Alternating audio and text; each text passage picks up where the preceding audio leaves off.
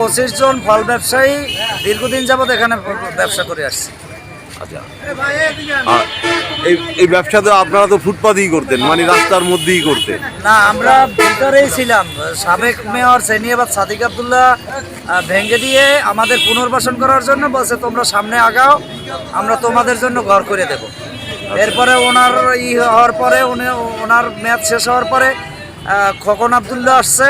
খোকন আবদুল্লাহ বলছে, তোমাদের জন্য টিন দিয়ে টোটাল সবাইরই একটা পুনর্বাসন করা হবে, এই বলে আমাদের সামনে এনে কাজ শুরু করছে। কিন্তু বর্তমান বিভাগীয় কমিশনার স্যার আইসা আমাদের না দিয়ে অন্য লোকদের মাধ্যমে আমাদেরকে লড়াইও নাই, আমাদের কিন্তু সামনে রাখছে, ওপেন টেন্ডার করছে। আপনার টেন্ডার আপনি যেটা ফালাইছেন এটা আপনি জানেন ব্যক্তিগতভাবে, মাছের মতো তাদের তো একটা নির্ধারিত একটা রেট আছে। আমরা মালিক এই স্টল নেওয়ার জন্য প্রতিদিন 100 জন 50 জন 60 জন এইভাবে মহিলারাও আসতেছে। মূলত যারা বাজারের না, তারা বাজারের না, তাদের ট্রেড লাইসেন্স নাই। সারা এমনভাবে সিস্টেমটা করছে যে সারা বাংলাদেশের লোক এটা অংশগ্রহণ করতে পারবে, কিন্তু এই বরিশালের যে নাগরিক ভোটার নিয়মিত খাজনা দিয়ে আসছে। বরিশালের যে নাগরিক ভোটার এগো অন্তর্গত অধিকার এটালে অধিকার এলে আমরা এই বাজারের, আমরা এই এলাকার ভোটার, আমাকেও এটালে এই আইডা আমাকে বই বিকি তো 1 মেয়র বলে নাই। হ্যাঁ, এটা এলে দোকানদার এইভাবেই হয়েছে। মানে জাকাত যে বেশি দিতে পারবে তারই দোকান, এরকম মূলত বিষয়টা এখন এইরকম করছে যে আপনার আমি গরিব বাঁচি আর মরি ওটা দেখার বিষয় না, এক টাকা লাগবে সে তো নিজেই কইতেছে যে আমার যে টাকা বেশি দেবে আমি তারই দেব। আমরা বিবেকের কমিশনারের সঙ্গে দেখা করছি, সে আমাদের কথায় মূল্যায়ন না করে সে বলছে ওটা তোমাদের গরিবের জন্য না, ওটা বড় লোকদের জন্য, যে টাকা বেশি দেবে সে নিবে। এটা একজন উনি আমাদের একজন অভিভাবক, বরিশাল বিভাগের অভিভাবক, ওনার মুখে যদি এইভাবে কথা বলে আমরা গরিবের কোথায় যাব? এরপরে তারপরে আমরা সিটি কর্পোরেশনের সামনে মানববন্ধন করছি, স্মারকলিপি দিছি, কোনো কর্ণপাত করে না। বাধ্য হয়ে আজকে আমরা স্ত্রী সন্তানদের নিয়ে আজকে রাস্তায় নামছি। টাকা যার দোকান তার। সিটি কর্পোরেশন কর্তৃপক্ষের এরকম সিদ্ধান্তের প্রতিবাদে বরিশালের চৌমাথা বাজার এলাকায় তৈরি হয়েছে বিতর্ক, যার প্রতিবাদে সড়ক অবরোধ করেছেন বাজারের ক্ষুদে ব্যবসায়ীরা। 4 ফেব্রুয়ারি মঙ্গলবার সকাল 10টা থেকে প্রায় পৌনে 12টা পর্যন্ত ঢাকা বরিশাল মহাসড়ক অবরোধ করে রাখে চৌমাথা বাজার এলাকার ক্ষুদে ব্যবসায়ীরা, যে কারণে নগরীতে সৃষ্টি হয় প্রচণ্ড যানজট এবং ভোগান্তি। আমার কাছে ভালো লাগে না, সামনে কি সমস্যা হয় তা তো আমি বলতে পারি না, সামনে কিসের লাগে জ্যাম জট তা তো বলতে পারি না, এর তো জ্যাম কম থাকে সবসময়।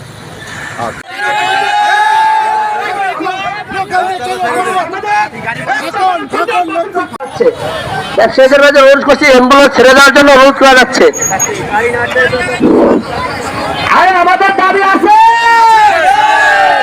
এই ব্যবসায়ীদের দাবি আছে, টেন্ডারবাজি বাতিল করো, টেন্ডারবাজি বাতিল করো, অবৈধ টেন্ডার, অবৈধ টেন্ডার বাতিল করো, বাতিল করো। আমাদের দাবি, আমাদের দাবি, আমাদের দাবি, আমাদের দাবি মানতে হবে, মানতে হবে। বিসমিল্লাহির রহমানির রহিম।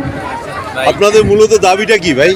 আমাদের মূলত দাবি, আমরা বিগত এখানে 30 বছর যাবত ব্যবসা করে আসছি। ওখানে মল ত্যাগ করতো মানুষ, মল ত্যাগ করতো, দুর্ভোগ পড়েছিল অনেক, আমরা এগুলো সব বেশি করছি। এখানে একটা যানজট হলে, একটা অ্যাক্সিডেন্ট হলে আমরা দোকানদার বেড়ে আগে আসছি। আমরা 2 জায়গা থেকে খাদ্য শুরু করছি,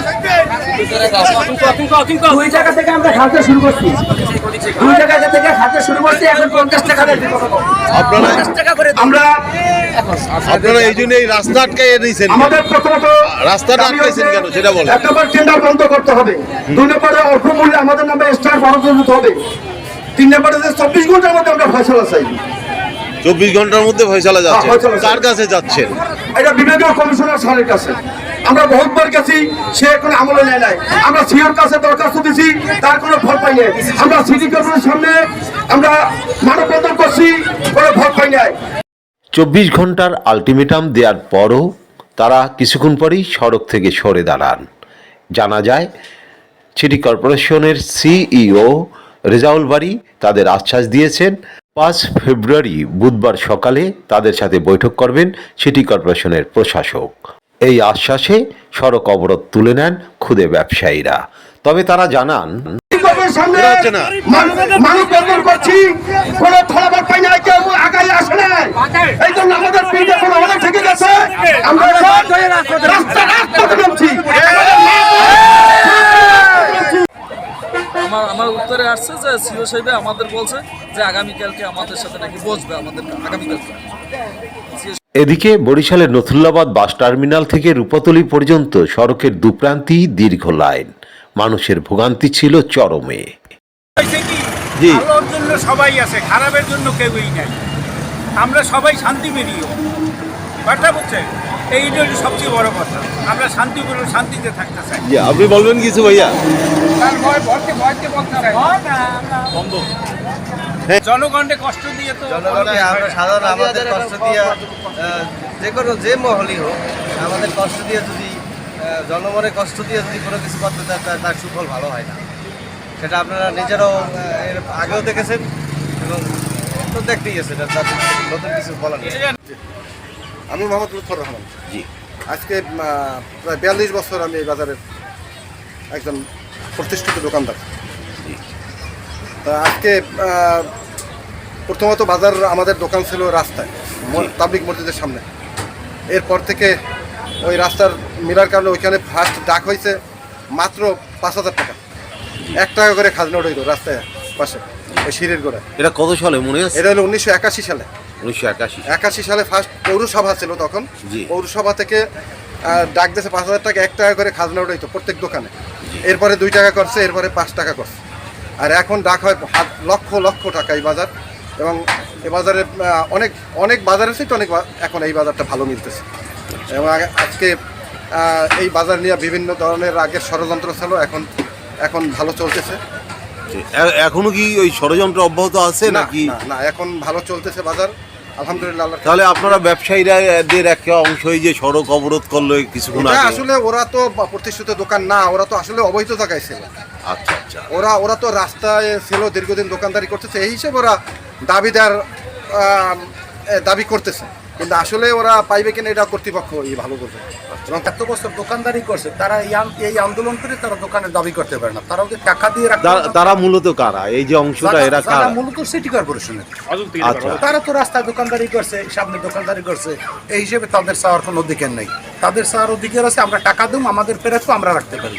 টাকা না দিলে তারা আন্দোলন করা অযৌক্তিক। এটা করা তো টাকার বিনিময়ে, কারোর আল্লাহ রাস্তায় দেয় না। আমি টাকা দিতে পারলে আমাকেও দেবে। চৌমাথা বাজার এলাকার ফলপট্টি যে জায়গাটায়, সেখানেই এখন তৈরি হচ্ছে এই নবনির্মিত মার্কেটটি। যে মার্কেটকে ঘিরেই তৈরি হয়েছে নতুন বিতর্ক, কেননা উন্মুক্ত টেন্ডার আহ্বান করা হয়েছে সিটি কর্পোরেশনের পক্ষ থেকে। করতেছে 27টা স্টল করছে এখানে। আচ্ছা, 27টা স্টল করছে, যেটা আমরা শুনছি, যেটা বিভাগীয় কমিশনার স্যার তার কাছে নিজের হাতে রাখছে 8টা এবং 19টা টেন্ডার দিয়েছে, ওপেন টেন্ডার দিয়েছে। কিন্তু আমরা চাচ্ছি আমরা এখানে ফলের দোকান দিই 20-25 বছর পর্যন্ত আমরা এখানে দোকানদারি করি। সেই সিটি কর্পোরেশনের খাজনা 2 টাকা থেকে এখন 50 টাকা পর্যন্ত খাজনা দিই আমরা। তো খাজনা দিয়ে আসছি আমরা। এই বিগত এর আগে যত মেয়র ছিল তারাও জায়গা চাইছে যে একটা স্টল করবে এখানে, একটা ভালো একটা ভ্রমণ করবে। তখন আমাদের তারাই অঙ্গীকার দিছে যে আপনারা এখানে আছেন পুড়ে ভাঙা ঘরে এবং রাস্তার পাশে রোদে ভেজেন, বৃষ্টিতে ভেজেন, আপনাদের জন্য স্টলগুলো করা হবে, আপনাদের জন্য এটা স্টল দেওয়া হবে করলে এসে। এবং উদ্যোগ নেওয়ার আগেই আমরা এখানে অনেক ছালা ছিল, আমরা নিজেরাই বালু ফেলাই ভরছি। বলার পরে তারা এখানে কাজ ধরছে।